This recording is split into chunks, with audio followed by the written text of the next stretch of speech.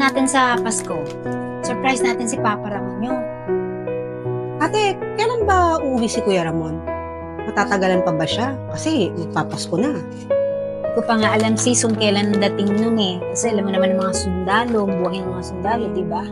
Hindi nila hawak ang oras nila. Pero Rico, alam na ba ng papa mo ang pagkatao mo? Yan nga po, tita ang kinakatakutan ko nung malaman ng papa ko ang tunay kong pagkatao. Pero Rico, alam na ba ni Papa na sa salon ka nagtatrabaho? Sana ate, huwag mong ipagsabi kay papa na bakla ako kasi ayaw niya na may bakla sa pamilya natin. Ano ba? Ubo ka ng ubo. Ilabas mo nga yan. Ano ba yan ate? Ubo ka ng ubo sa harapan ko, nasisira yung beauty ko. Ay, shit!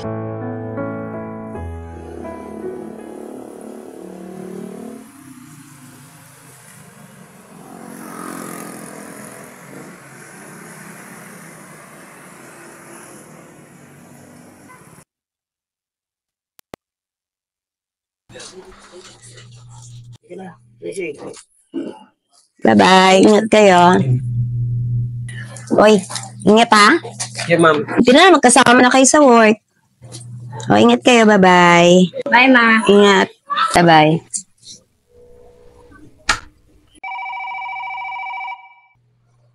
Hello. Hello babes. Oh, ba't napatawag ka?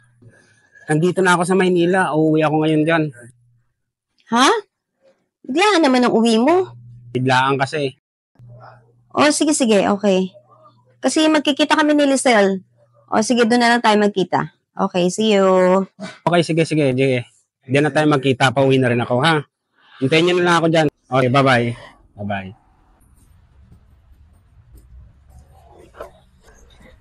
Mawala ka na doon, Rico, kasi may dadaanan pa. Sige po, Ten.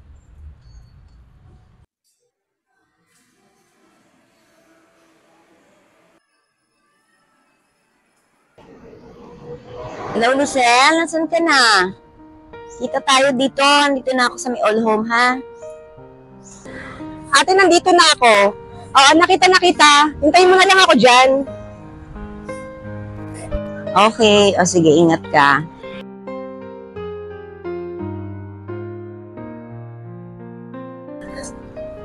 Traffic? Sobra. Ang tagal mo, be? Grabe naman kasi yung traffic, ate. Tapos sobra pa nagmamadali ako, di ba? Oo nga, may O, anong balita? Naku, padating si kuya mo ngayon. Dito raw kami magkikita. Ano? Oo. Akala ko ba next week pa siya darating? Biglaan. Sabi niya gano'n, ngayon na daw. Kaya naku, stress ako kagabi pa. Hindi ko na alam ang gagawin ko. Iniisip ko kasi si Rico pag nalaman niya na sa salon tatrabaho. Tapos ano kayang sasabihin? Tapos hindi ko na alam ang gagawin ko. So, pa ako isip ng isip. So, anong gagawin natin ngayon? Hindi ko nga alam eh. Kayong dapat gawin. Sabi ko nga, Lord, tulungan mo naman ako paano gagawin ko kay Ramon, paano ko sasabihin tungkol kay Rico. Ewan ko ba? Sakit ng ulo ko, sa matuloy ng pakiramdam ko. Ay, isip ko siguro na stress na ako. Kaya tuloy nilagnat ako kagabi. So, kailan mo siya balak sabihin kay Kuya Rico? Eh, siyempre, Diba? ilating niya, Hindi naman habang buhay natin segue ko na itatago lang. yun. Hindi natin habang buhay itatago kung anong pagkatao ni Rico. Hindi ko nga alam eh. Bahala na. Basta tignan ko kung anong makakaya ko, kung maisisingit ko masabi o pag hindi, ewan ko, bahala na.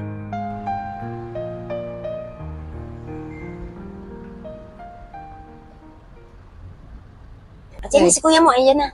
Ay! Ay! Long time no si Kuya! Kamusta na? Okay Pasensya naman. na, ha? Kararating ko lang, eh. Masyado matraffic kasi sa Maynila, kaya... Okay lang yan. Mga bata, ayun. Si Ayun. Rico, may ano na, Yan, oh. meron ng trabaho. Oh, saan siya nagtatrabaho ngayon? Salon? Wala yung nagtatrabaho pa sa salon pa. Eh, may nag-alok sa kanya eh. Gusto raw niya doon eh. Basta, pagbutihan niya, pag-iyan niya, huwag lang siyang paloko-loko sa trabaho niya kasi alam mo naman, ang hirap na yung maghanap ng trabaho. Kaya nga eh. Kaya nga nung nag-offer nga, sabi ko, sige, okay lang. Para matuto ka sa buhay mo, matuto ka ng manage ng pera mo. Malaki na naman siya, matanda na siya. Hindi ko na nga sila nasusubaybayan eh. Ilang taon na rin na bihira lang kami magkita. Ganun talaga, alam naman nila trabaho mo eh. Hindi ko nga, destino sa malayo. hindi ko nga nasusubaybayan, eh yung paglaki niya, eh hindi ko alam kung ano bang klaseng may ugali na meron siya. Kaya hindi Ay, ko, mabait ng mga anak mo. Mabait sila, wala kang dapat ipag-alala doon. Yan eh, ginabayang. Alam mo naman ang trabaho ko. Mas lamang yung trabaho ko kaysa sa pamilya ko. Ganun talaga, sa gobyerno ka. Sa ka-destino, ganun talaga. Basta, Intindihan naman namin. nakikita-kita lang tayo sa bahay pagdating natin mamaya, ha? Nag-aantay na yun, alam naman nila. Lisel, sama ka ha? Oo naman. So, syempre, yan ang lagi kong katuwang pag wala ka sa mga bata. Kailangan Mga dapat ano. alalahanin kasi nasa mabuting kalagayan yung mga anak. Nandito kami ni ate. Salamat. Salamat ha, salamat. Kahit nandiyan kailangan mo sumusuporta sa mga anak ko. Babes, mamaya punta tayo ng mall ha. Bibilhan natin regalo ang mga bata. O sige, mga anong oras yun? Siguro kahit mamayang gabi na o paggabi na. O sige, Bago tayo sige. pumunta. Tama, maglalaba muna ako ha. Okay, sige. Sige, mamayang gabi.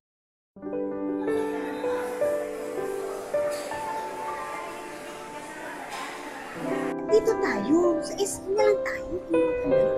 Hindi.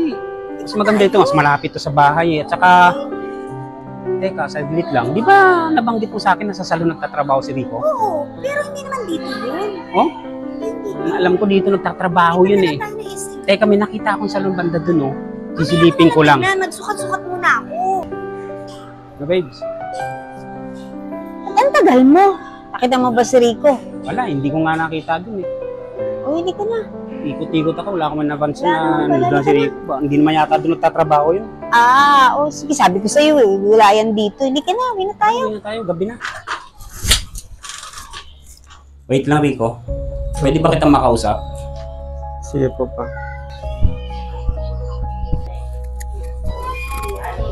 Meron bang hindi ako alam tungkol sa buhay mo? Kasi napapansin ko mga nakarang araw, parang hindi tama yung kinikilos mo eh. Bakla ka ba, Rico?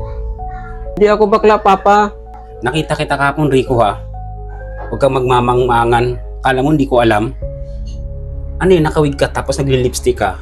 Ano yun? Ha? Paliwanag mo nga sa akin. Ano bang pagkala mo, Papa? Ano bang masama sa bakla? Wala naman. Pero ang problema, alam mo naman, sa buong buhay ko, hindi ko kayang tanggapin na may anak akong bakla. Wala ka na dun, Papa. Wala ka namang pakialam sa akin, di ba? Bastos ka sumagot ha. Ba't mo naman ginawa kay Rico? Ano ginawa mo sa kanya? Ba't mo siya sinaktan?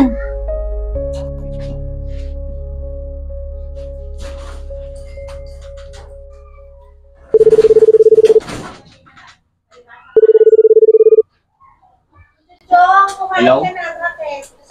Ay, sir, sige po. Ha? Aalis na ba ako? Ibilis naman, sir. Ilang araw pa lang ako rito. Okay. Sige po, sir. Sige. Okay po. Babes, napatawag ako sa kanto. Pero hindi pa naman ngayon.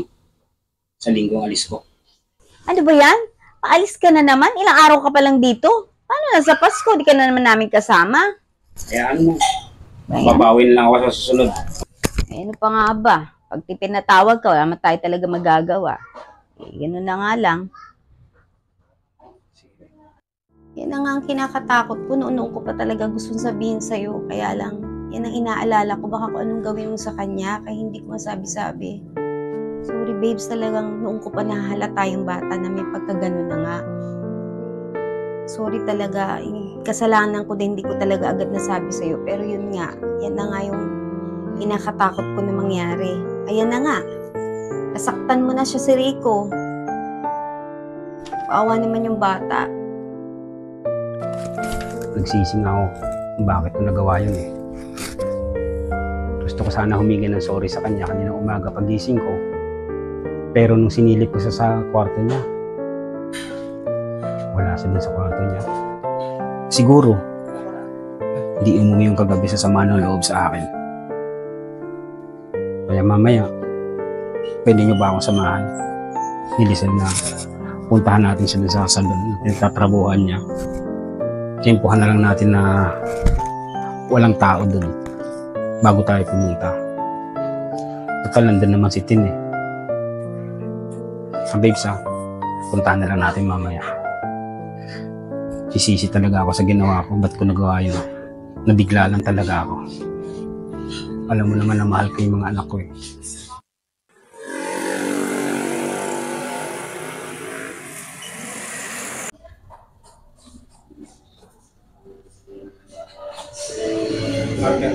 Hi, Nay!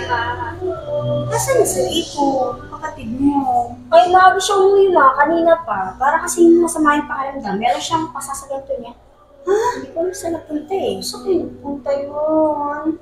Kasi ate, alam ko pag nalulungkot si Rico, isang lugar lang naman ang pinupuntahan yun eh. Pag may problema siya, isang lugar lang din talaga siya. Saan ba yung lugar na yun?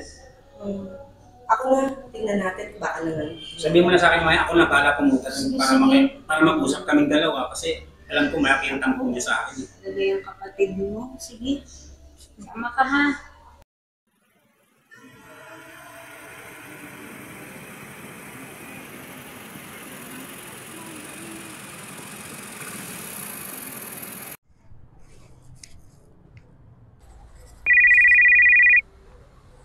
Hello?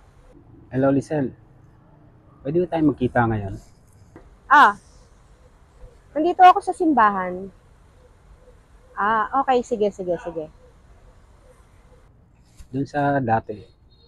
Tatanda mo yan. Sa dati. Okay, sige, magkita tayo.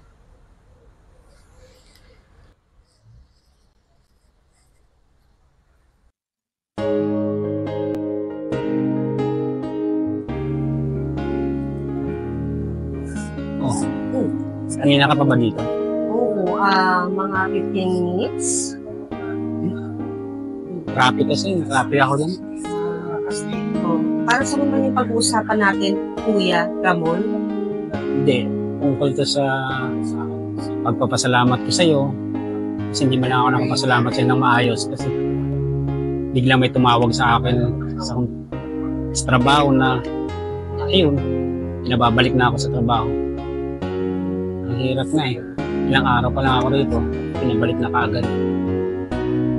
Kaya sa ngayon pa na nagpapasalamat ako. Buti naalala mo itong lugar na ito. Oo naman. Isa to sa hindi ko makakalimutang lugar. Siyempre, dahil dito tayo nagkakilala. At siyempre, may nakaraan. Pero, pas na yun. Pas na. Kasi, siyempre, asawa mo na yung kapatid ko. At papasalamat ako kasi ikaw yung naging asawa niya at maayos yung mga anak mo. Oo nga naman. Bago na. Kaya nga. Bago ng panahon ngayon, iba na. Kita mo dati, hindi pa ganito itong lugar na to. Oo nga eh. Dahil laki ng pinagbago. Ganda ng lugar na to. True. Buti sinagot mo yung tawag ko. Akala ko hindi mo ako Ano ka ba? Hindi naman, pero natural, sabi mo gusto mo makipagkita. Kasi alam ko naman palis ka na, di ba? Sabi ko, niyaya akong ate mo, ayaw niya sumama eh. Ewan ko ba dun? Ipupuntahan daw niya. Kaya hindi rin kami nakausap na maayos. Kaya mo, mag-uusap din kami na bago ako malis, kailangan ko sa makausap. Oo, tama na. Sabi ko, hindi ko alam. Pero, ako usapin ko sa bukas. So, Bago ako malis, papaalam, hihingi ako ng dito ka dispensa. ba magpapasko? Hindi ko sigurado kung dito. Malamang, hindi siguro. Basta, sa akin, ingatan mo na lang yung sarili mo, kung saan ka papunta. Ako naman. Dito naman kami ng pamilya mo. Nalakasan ko lang loob dahil sa inyo, dahil sa mga anak ko. Tama yun. Saka huwag mong masyadong isipin yung pamilya mo na dito. Kasi magkakasama kami at ikaw, mag-isa ka lang. Okay. Kaya mo salamat ha. Alis na ako. Pupunta na ako.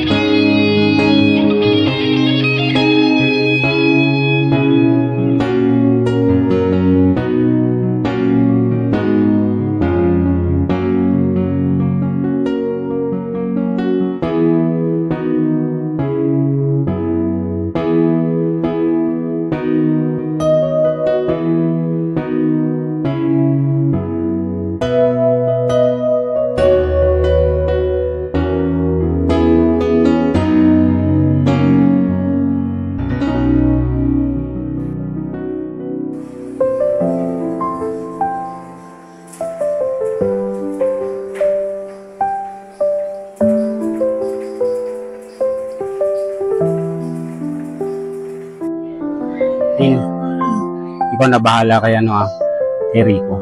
Opo pa. Kasi tinawagan ako ng boss namin na aalis uli kami. Aalis na uli ako sa bukas Makalawa. Gabayan mo sa ikaw na maggabay sa kanya ha. Sige pa, ako na Alam- bahala. Alam ko malaki ang tampo niya sa akin pero siguro matutulungan mo naman ako para sa kanya. Babalik din ako sakaling matapos ang mission namin doon. Ikaw na bahala sa kanya ha. Opo pa, ako na bahala sa kanya. Ipapaliwanag ko na din lahat sa kanya. Alam ko naman na maiintindihan pa din naman. Nagtampo lang talaga yun pa, pero maayos din yun lahat. Mag-ingat kayo palagi ha. Ikaw din pa, mag-ingat ka din doon. Mamimiss ko kayo. Ingat ka din pa.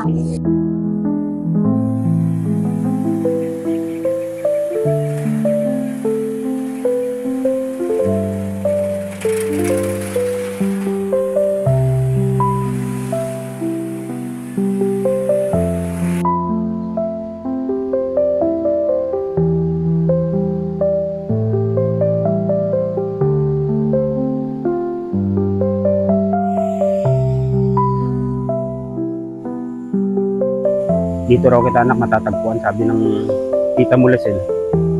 Madalas ka daw dito kapag may problema kang pinagdadaanan. Pa pumunta dito pa? Ano pang kailangan mo? Pumunta ako rito anak para sabihin sa yung aalis na ako sa Makalawa. Babalik na ako sa trabaho. Kaya humihingi ako sa iyo ng sorry. Sana anak mapatawad mo ako sa nagawa ko sa iyo. Pasensya ka na anak, nabigla lang ako sa mga sinabi ko, sa mga nakita ko sa iyo.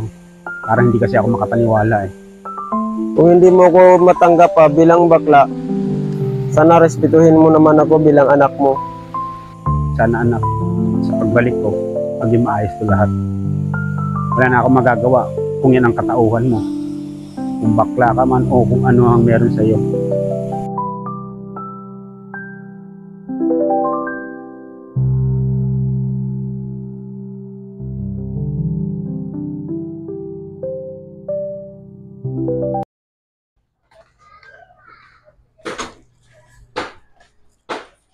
Bye-bye. Ingat, babes, ha? Ingat. Ingat. God bless you. Ingat pa. Oh, alis na si Ingat pa. Papa. Bye-bye. Pa, ingat ka ha. Salamat anak.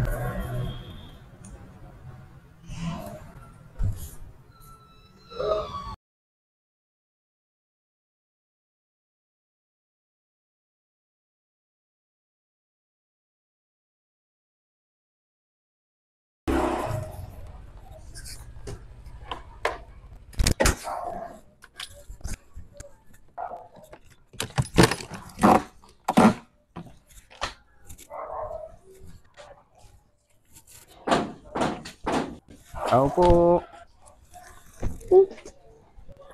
Tao po. Ano po Ay, yun? morning, ma'am. Ano po ma'am yung sulat po galing sa kampo? Sulat? Galing kampo? Opo. Galing kanino? Galing po yan sa kampo doon kay Camp Aguinaldo po. Ay, ganun ba? Kaalis lang asawa ko. Ang bilis naman. Sulat agad. Sige, salamat. Bye-bye. Thank you po. Okay po. Salamat.